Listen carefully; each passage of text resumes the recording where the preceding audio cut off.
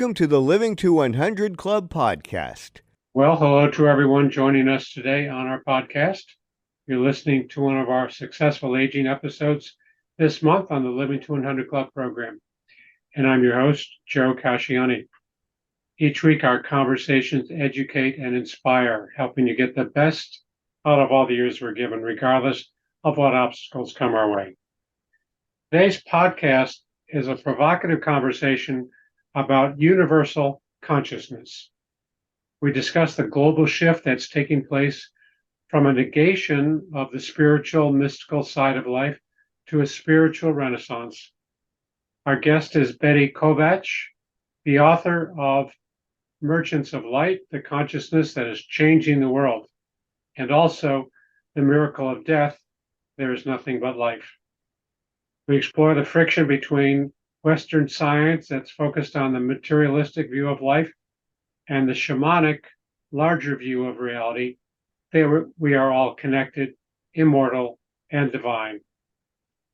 Also touch on the views of birth and death being two different sides of the same state, and how this can ease the experience of loss at the time of death. First, a little background. Dr. Betty Kovacs shares her knowledge and passion through her books, speaking, teaching, and media interviews in the United States and Europe. She speaks to national and global audiences through webinars, keynote presentations, and media interviews. She received her Ph.D. from the University of California at Irvine in comparative literature and theory of symbolic mythic language. She taught literature, writing, and symbolic mythic language for 25 years. She served many years as chair and program chair on the board of directors of the Young Society of Claremont in California, and sits on the academic advisory board of Forever Family Foundation. Betty, welcome to our program today. Thank you so much. Oh, you're very welcome. I'm looking forward to this. I always like to open by asking our guests to share with us maybe the highlights that brought you to where you are today. I went through your history, an illustrious career, but tell us maybe the highlights that brought you to where you are today. You know, I think it probably started as a child. We lived in the country. My brother and I played all the time we could, although I started school at 2 years old, if you can imagine, that is to kindergarten. Oh. And we walked almost 2 miles to school. That seems impossible today, but that's what we did. But I had to be with my brother. That is from the time I was 2 years old. So we made up stories and we talked and we tried to figure out everything on the way to and from school and just played all the time. And then one afternoon we were in listening to a half hour of radio. There was no television then. And I think half hour of radio was all we ever had the week because we were outside. And it was Gene Autry. And it was interrupted. It was Sunday afternoon. It was interrupted to announce that Pearl Harbor had been bombed. Well, my life had just been wonderful as a child. I was 5, not quite 6 at the time. And life was wonderful. As long as everything worked, it was beautiful and didn't have so many questions. But that was, first off, what was war? And my mother tried so hard to explain to me in a way that I would accept. But what I couldn't get over is that it was the adults who were fighting. Now, my brother and I would get in arguments, and we were brought in and would have discussions with our parents about that and how to resolve things, but not in fighting. And if we weren't supposed to fight as kids, what was going on in the world? It just absolutely threw me as a kid. Oh. And I think for the rest of my life, I was trying to figure out, why do human beings do that kind of thing? What happened to us? Yeah, so that had a profound effect on you, and it probably colored your interest in literature and language and cultures, different cultures. Everything. Yeah. Everything. It was to figure out what happened to us that we would kill each other. That if we as kids could figure out ways of resolving our conflicts, why in the world couldn't adults? Yeah. So that's, you and I spoke earlier, and I'd like to really jump into the deep end here and help me understand, or help our listeners understand, what you call the suppression by the church and state over the years about the soul, the creative, mystical side of our world. What was this all about? Why was this story told in Western culture? Yes, well, first of all, we need to know what we really discovered in the 20th century. Various scholars discovered that there were many shaman, mystic, and given time, scientist cultures. Now, so this means our ancestors were living in a different way from the way we live today. And they lived, you might say, we would say today, both the left and the right brain were working. They worked in harmony with each other, and that means the right brain has contact with the heart. And our ancestors knew that the heart is a brain component. They wouldn't have put it in that language, but they knew that it was part of the brain. In fact, the Sufis called it the organ of soul. So what does that mean? We in the West don't really know what soul is, but our ancestors would explain that if the left and right brain are working, they wouldn't use this terminology. This is modern terminology, but they would speak of the heart. And flowing through the heart is the organ of soul, and that opens us to the consciousness of the universe. And they saw us as living. We are all in this, what quantum physics today would call the field of fields, the quantum field. It contains all fields, and it's a field of infinite energy. And our ancestors called that spirit. And they tried to figure out all kinds of ways of working with this energy. And they realized a lot of things about their own anatomy. That is that, the right and the left and the heart.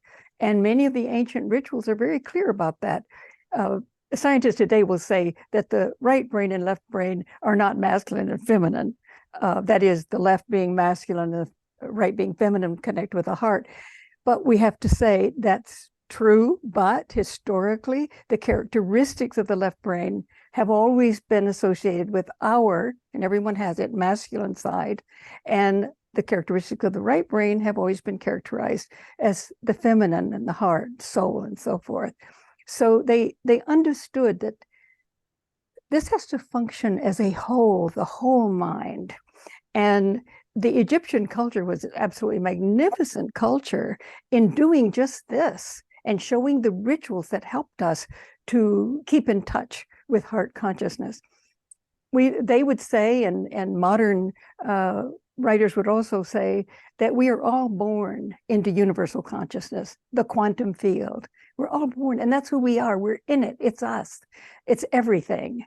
And so it would be how to work with this energy field that our ancestors were concerned with. And Egypt just did an absolutely magnificent job of understanding that everything in their culture was structured in such a way to ignite that in us, that consciousness. Wow. A very advanced culture, advanced civilization in many respects. So what is this suppression? Why did Western society suppress these insights about, the heart consciousness? What was that? What was that about? That's a very good question, isn't it? Well, with Margaret Barker, a 20th century scholar, she's still alive today, realized once we had other scriptures, once other texts were available to us, she realized with a great deal of evidence that the Jewish First Temple tradition is a shaman mystic tradition. And then, it was incredible, the whole temple. It was all of bringing in the heart consciousness, uniting the feminine and the masculine and the Holy of Holies, which was an altered state, a cosmic state of universal consciousness. And then suddenly it didn't exist. In fact, she just discovered it. So many of these cultures were so destroyed that we didn't even know they existed until, wonderfully, in the 20th century, scholars working independently happened to have found many of these cultures. So here was that culture. How were they destroyed? By the Deuteronomist. Now, we don't know who they were, priests of some sort, and we don't know why. Were they trying to save the people of Israel? Were they trying to protect them by thinking that only they knew how to control them with laws? But what happened was this, is that the Deuteronomists completely destroyed the First Temple tradition. The images, for instance, of the feminine was called wisdom. She was actually a symbol of universal consciousness. And she and Yahweh were married. They co-created the world. And there was a great love between them, which meant we're really looking at the right and left brain and heart harmoniously working together. And it was just an incredibly powerful mystical tradition. And much of the literature shows that. One of the major symbols was the tree of life. The feminine is the tree, which is soul. And always she is offering her fruit for us to eat, was never denied to anyone. There's some of the most beautiful literature in the earlier Hebrew literature that describes this tree as the most fragrant tree imaginable. The woman in the fiery bush or the fiery tree, the menorah kind of came from that, although it has historical connection. First of all, it was the divine feminine, the soul in each of us. So it's beautiful, that relationship with the feminine. And Yahweh was a completely different person, co-created the world together. Later, he forgets, but we'll get to that in a minute. So the tree is a symbol of the mystical tradition. You eat of this tree and you remember who you are, that we are all born out of divine consciousness. We are immortal, divine, and we're all creative. Well, this would make very independent, creative people, wouldn't it? Even before the Jewish tradition, the Sumerian, there are many seals in which you see the tree with the fruit just hanging from it, and the god and the goddess on the other side are pointing to the tree, like, here it is for you. So when the Deuteronomists came in, we all know their story. The more I live with that story, I can't imagine anything so horrible taking place. But they completely condemned the tree. That is, condemned our eating of it. So the story they changed, not the tree that the mystical Jews knew, but it's now the tree of the Deuteronomist. God says to Adam and Eve in the Garden of Eden, you can eat of anything you want, except for that one tree. And they changed it to the tree of the knowledge of good and evil, and another tree that's a tree of life. They didn't want us to eat of either, but we didn't even know where that one was. He just showed us the knowledge of good and evil. Well, of course, when you say someone, there's only one tree, that's exactly, any parent knows that. That's exactly where they're going to go. And Eve took the fruit, but it was in her tradition always to take the fruit and give it to the mortal man. So she did that. The serpent is the Kundalini energy, but now it's a wicked thing, telling them, you can go ahead and do that. You won't die. God tells them that if you eat of this, you will die. Well, eating of the tree meant that we found out we don't die, that we're immortal. And so God then, when he realizes what they have done, he punishes them. He's furious, angry, and punishes them. And they are then exiled from life, from the Garden of Eden. And they're flawed. We human beings, this is the story that is in the sacred text. We're flawed, we need fixed or saved, and for the Jews, it was to be saved by law, by the laws now, not the mystical experience, which is going inward and realizing that we are all divine, immortal consciousness. That was denied to us. Now that story, even as a kid, when I read that, I thought, a little older kid, I thought, what in the world?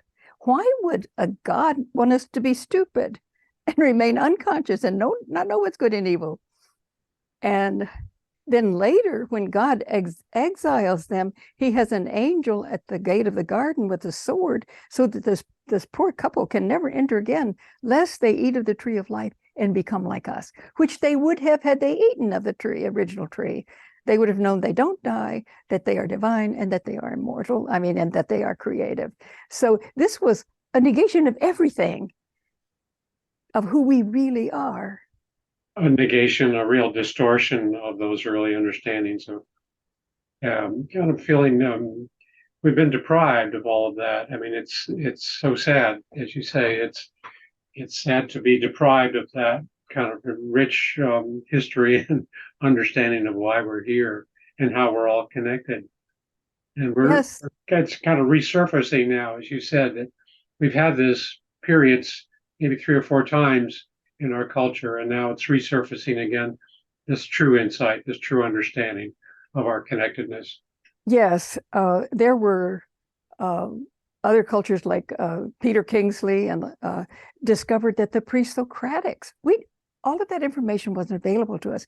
Here, this is an incredible group of people from Anatolia, went to Greece, though, I mean, who were extraordinarily rational, which means they highly developed the left brain, but they were extraordinary mystics and healers. And they would go into a deep state of altered consciousness, sometimes for days. And they were the ones who developed all of the subjects that we study in school, that said of them that they knew how to make laws that could heal whole towns, whole groups of people. Whatever they were extraordinary in their achievement. They didn't sit in an ashram and meditate all day, although they did have those times of meditation, but they were ambassadors and politicians and inventors. This is the kind of world we would like to imagine. I am not attracted to being in India and being in an ashram for my life to meditate. I love this view that the deep ability to meditate and be in touch with this universal consciousness that we are, and then to go out in the world and to live and create and be a part of what's going on, shape what's going on. It's said that Plato's description of the ideal city was based on what the pre-Socratics actually had constructed. So that too was suppressed. Once the church got its power in the 4th century, late 300s, they just suppressed everything. They carried on the Deuteronomist tradition, although it's kind of an interesting story that Jesus was a rebirth of the first temple tradition. But that was destroyed too, because he was a mystic and teaching this. We know that from the Nag Hammadi text and other texts. But when the Roman Church then took power, they brought in all of the worst from the Deuteronomists. And at the same time, they inverted the Jesus story from being a mystic who teaches us how to discover who we are into a God outside of us that we must worship. So again, took away who we really are and carried on that. So, but it was for power. The Deuteronomists wanted power over the Jewish people. I don't know what their intentions were. The church, we do know, in the main, it was to have everybody believe what they had decided was true. And they burned texts, they burned temples, they burned mystery schools, they murdered people, and anyone who challenged the doctrine. And so people were suppressed brutally for hundreds of years until around 1000 AD, these underground traditions began to surface. And the High Middle Ages was that first period, which was an incredibly more powerful period than I was ever taught in school. I mean, a lot was going on. When we think, here are the temples, the cathedrals, so mathematically structured, as were the Egyptians, so that they could ignite a kind of consciousness. When we're entering them, there was some kind of high knowledge that had been maintained underground that did reemerge in the High Middle Ages, and then the Italian, but it couldn't really develop because of the power of the church. Then there was a scientist and mystical Renaissance in the 1600s. That was destroyed totally by the church. We didn't even know it existed until Francis Yates discovered it in the 20th century. And then the German. And so this is the 5th time that this underground tradition has come to the surface.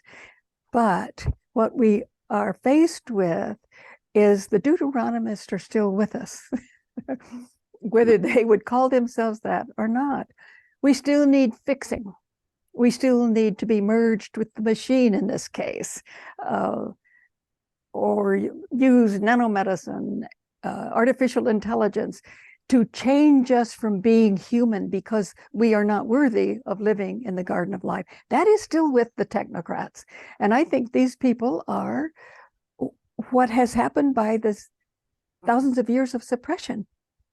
You know, if they didn't have a way of finding out this that we're talking about, what was there? I should why not make us better? But it may not be how many facts we know. It's this whole system working together that can open us to a consciousness that is far different from AI. It's what the Egyptians said. Instead of teaching us something, they wanted to construct situations so that our brain would suddenly just experience it.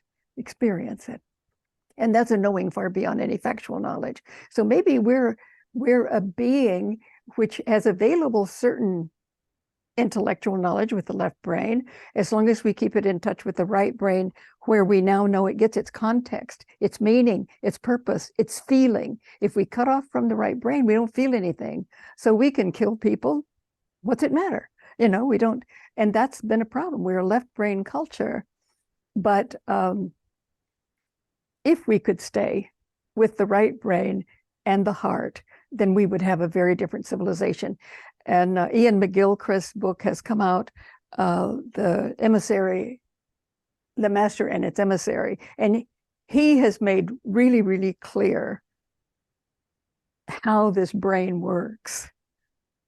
And that what is happening today with just the left brain and how we're so violent. The left brain can be violent, competitive, all that. If it isn't in touch with, it has to always, after it's done all these wonderful things to information, take all of that back to the right brain to get its context and meaning and purpose, and then the feeling from the heart. And the Egyptians said, if without feeling, there can be no civilization, which we're finding out. Right. Yeah, we're disconnected from the right brain side and left to the left brain. So, I'm always fascinated by this concept of universal consciousness and our connectivity, and we're connected. We're, this kind of immortal, divine quality. How can we understand that? What is this? We want to feel it. What does it feel like? Well, if we think in terms of the conceptual description of the quantum field as a field of energy, tremendous energy, then we can then say, okay, how does a mystic look at it? It looks at it as a field. The spirit we're in it. We live in it. It isn't up in the heavens somewhere. It's all here. Then how would it feel? That's the thing, is that we can only know by experiencing it, they would tell us. There's no way to conceptualize it. And yet people always try. You think of the people who've had near-death experiences and they say it is a universe of love, like nothing they've ever felt before. And in each of these Renaissance periods, they discovered that the heart, that feeling, was central. It was central to higher consciousness, that we can't have higher consciousness without love. There's no way it opens to us. So whatever it is that the heart opens us to in this universal consciousness, we feel it. It is love. It is something so beyond anything we can describe. That's what they tell us who've experienced it. But we can know when we love someone on the earth, we love each other, we love children, we get an idea, And it really speaks to the fact that we are, there's this thread connecting all of us, right? I mean, we are all connected. We're all part of the same energy field. We are, yes.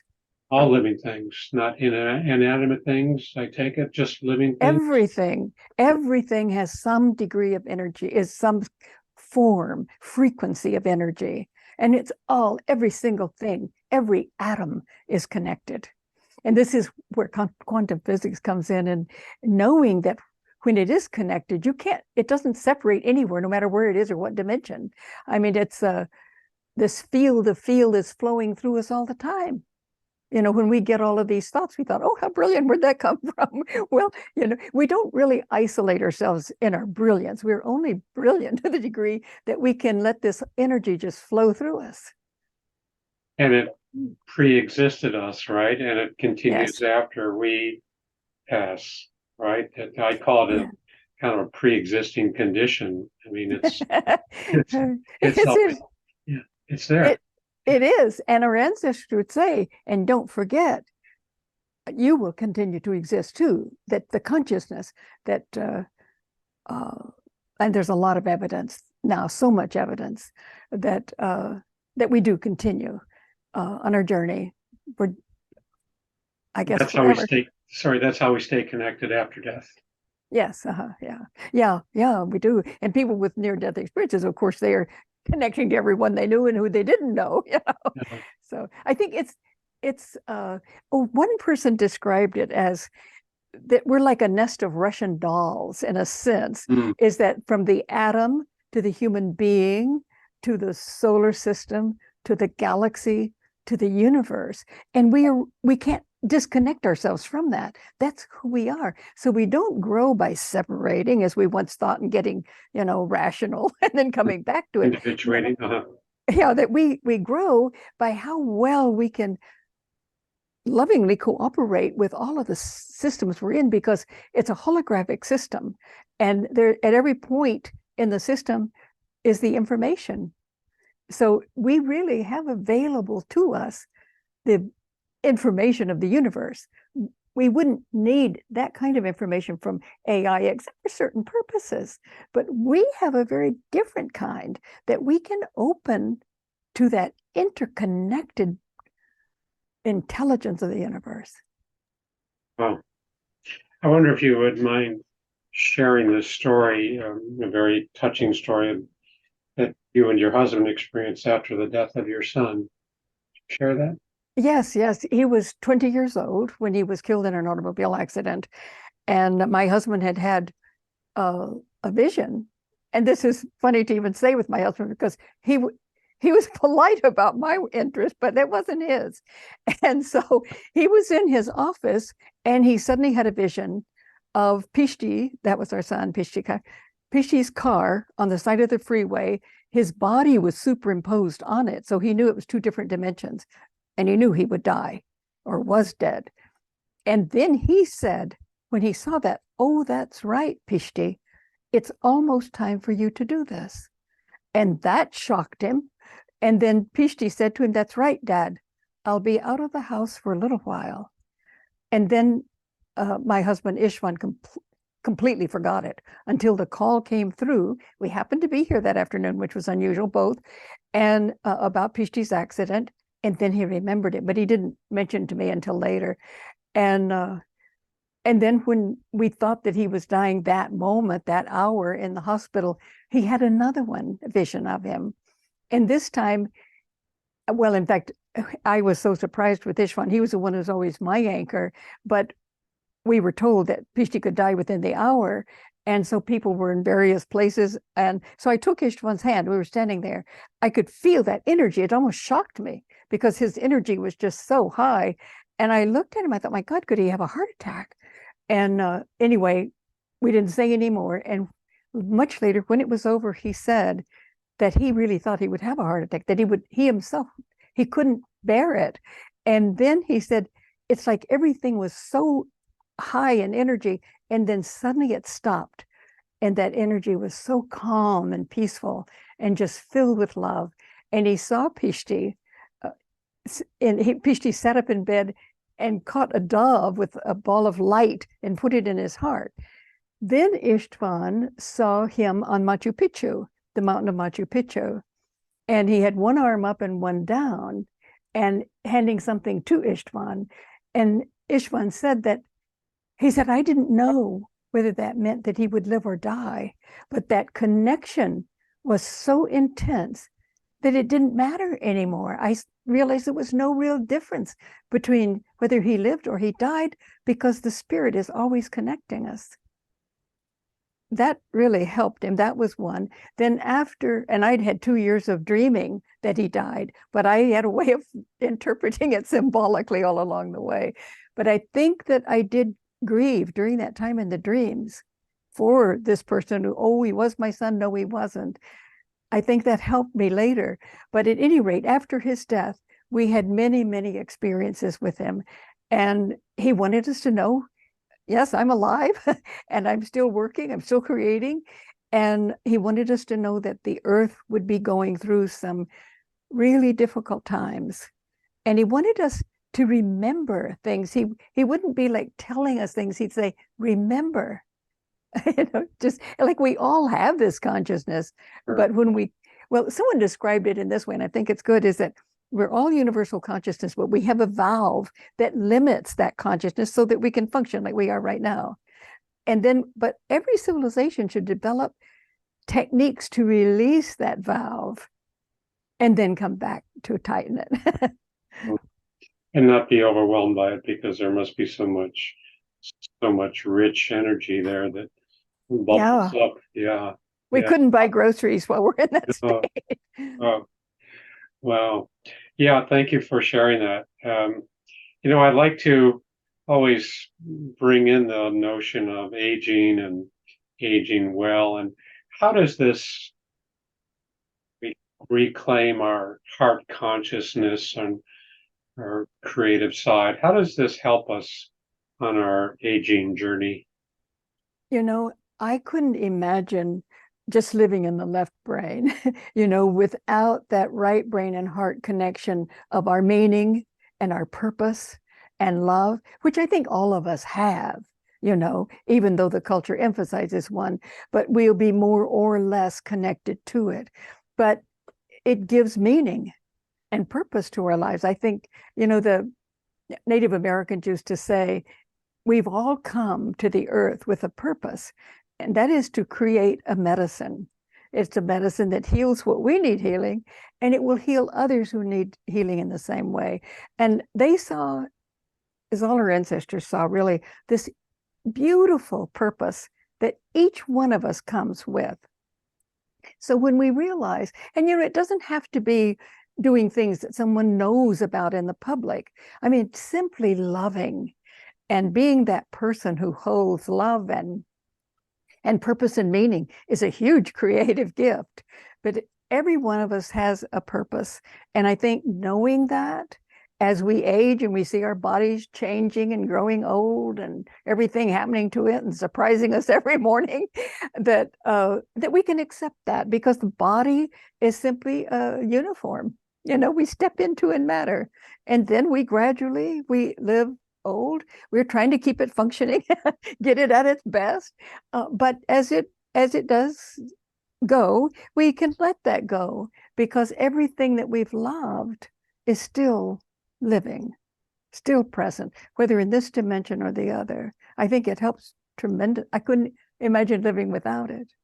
That's beautiful. That's such a kind of personal insight to this aging process, that it is good, and we look for our purpose, we look for our connectedness. So you also mentioned that maybe this is your husband's comment, that birth and death are two different sides of the same state. Hold them in our hands and play with them. Yes. What is this like? He certainly had an education after our son died. He was speaking like a philosopher. I'm thinking, what'd you do with my husband? Of course he did. But after one visionary experience, he wrote it down, and it was like he realized this. He said, death is as divine as life. Hold them in both hands, play with them, honor them. This is the divine game. We also said balance them. I left that out. This is the divine game. Yes, and Gandhi had said birth and death are not two different states. They're two different aspects of the same state, which is life. If we're born, we're going to die. And this is just two states of life, because our life is continuous. The life of the heart, of consciousness, is continuous. And And you know, I love the old Mayan proverb or oracle, I guess it is. It says, polarity is the loom on which reality is strung. That's so beautiful, because in the West, we tried to cut the loom in half and only want to focus on birth and life and the intellect. And we've let all of this other kind of atrophy. And now this is the fifth Renaissance, and we're up against the greatest darkness ever. But we're trying now to think, how do we put that loom back together, you know, in a living sense? Yeah, there are two bookends on this shelf, right? Not just the beginning, Yes. but there's another one at the other side, and it's just a Flowing. portion of what goes before and what comes after. Exactly. Yeah. And how about grief? I know you had used the expression the creativity of grief. How do we learn? What do we connect to when we're going through grief? I know that's hard. I remember one person who said they saw my book on the bookshelf and got furious when it said the miracle of death, because they had just lost their daughter. But later we became very good friends, and we talked about those things. But grief is so real because we're playing this game in matter. And when you think of how, for instance, with a child, I mean, you're with that child always, and trying to, when they get old enough to be on their own, let them go and be independent. Or with a spouse, I mean, we're with them for years and years, and we share all our thoughts with them. So when that presence is no longer with us, that is that physical person, it's tough. No matter the fact that we're born out of universal consciousness and we will be with them again, we still have to face the fact that we love that person and that body with us. We get up in the morning, that person's not here. And so that's grief. And but I've discovered that it can be a dead end. I mean, it can kill us. I mean, it just, or I sort of felt in my experience, my mother was killed one year, my son was taken off the machines, and the very same moment that she had been killed a year before. And then 2 years and 4 months later, my husband was killed, all with cars. And I just thought, I have to survive. And yet there were times, when it was the realization that they're not here, and that I was not a daughter, a mother, would not be a grandmother or a wife. Okay, so I had to deal with that. And yet I would find that as I let myself experience those things in real grief, that it didn't keep me there. If I would go with it, it would take me somewhere else. Our nature doesn't want to kill us with grief. It just wants us to experience it fully and then let it go. As one experience I had with my son after his death was this, he said, well, let's go through all of my stages, Mom. Let's look at me in every stage of life. And as I would go through, remembering some of them, we were surfing on the ocean of life. I would almost go under when I'd want to hold on to it. And he'd say, no, Mom, let it go. Just experience each moment fully, then let it go. And I think grief teaches us, we experienced it and we can let it go, but we have the gratitude and the memory. And, with Heart Math, that institute has scientifically studied these things, and they have studied over 32 years that if you go to the heart and focus on gratitude for knowing that person, I think I had my son for 20 years and my husband for 32. And I would remember those things. And that what happens is that the heart actually sends out a high frequency bridge to the brain. And this is how we love science, so it's been scientifically studied. It throws out a high frequency bridge to the brain, and it shifts the way we look at the world. If suddenly we see the world in a different way. But people who stay in their grief, they can't see that again. Yeah, they don't. So I think it's created. Yeah, that's great. That's really just such a poignant way of understanding the importance of experiencing the grief and eventually moving beyond it, because we do get past it. We do. We can stay stuck there. We can hold on to it, and it can be sort of protection for many people, but it's also most important to get through it and to pass through Get it. through it. Yes, and to realize we're playing this game of matter. We come in, we take on bodies, and we love each other. We play these games together, but it isn't going to last forever. We have to be willing to let each person have his or her destiny and let them go. And I remember when my son was growing up, I was trying to be very conscious of not, to letting him be independent when he was old enough to be, when I could trust him to be.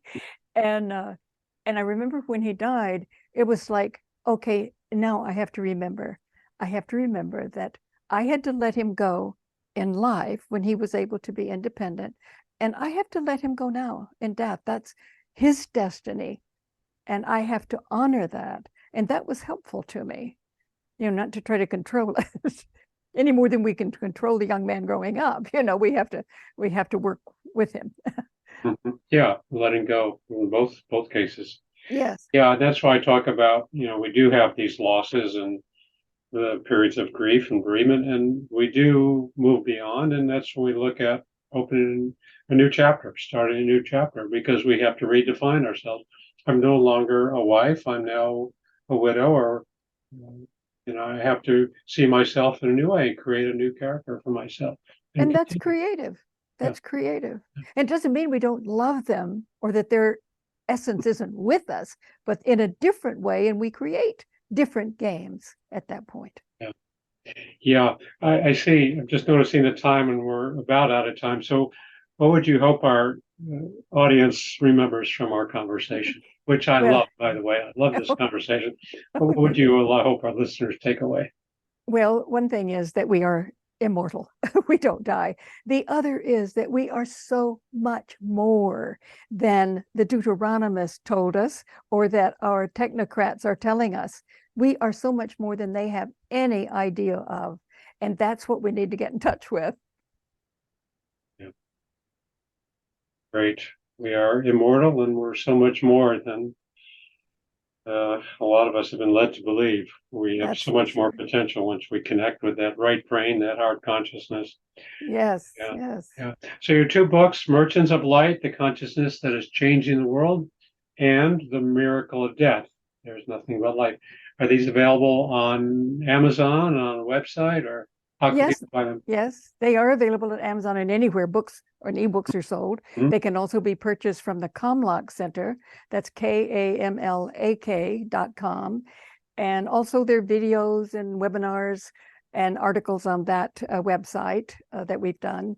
And if you order the books from there and sign up for the newsletter, if you happen to want the newsletter, you'll get a chapter from Merchants of Light on the High Middle Ages. That was one of my favorite chapters.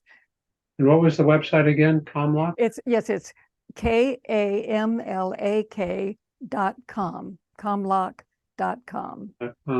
Great. Okay. Well, looks like we're out of time, Betty. But before I wrap up, I just want to remind my listeners to visit my website, living200.club, sign up for my email list, and download a free copy of my 9 tips to make living longer enjoyable. Yeah, I'll do that. Okay, great. So you'll also see an option to contact me with your questions and comments. I welcome your feedback. Betty, thanks so much for being a guest on our show. For those who might want to contact you, how could they do that? Well, they can contact me through Kamlak. Okay. Okay. And I think my email is there, I believe. Okay. But anyway, if they wrote Kamlak, it comes to me too. Kamlak, I'll get you that way. That's great. So thanks so much for being a guest. This was probably after 200 episodes, one of my best, one of my most enjoyable. Oh, thank you. Thank you so much. I enjoyed it too. So thank you, Joe. Yeah. And thanks to all of our listeners for tuning in. Hope to see you next time.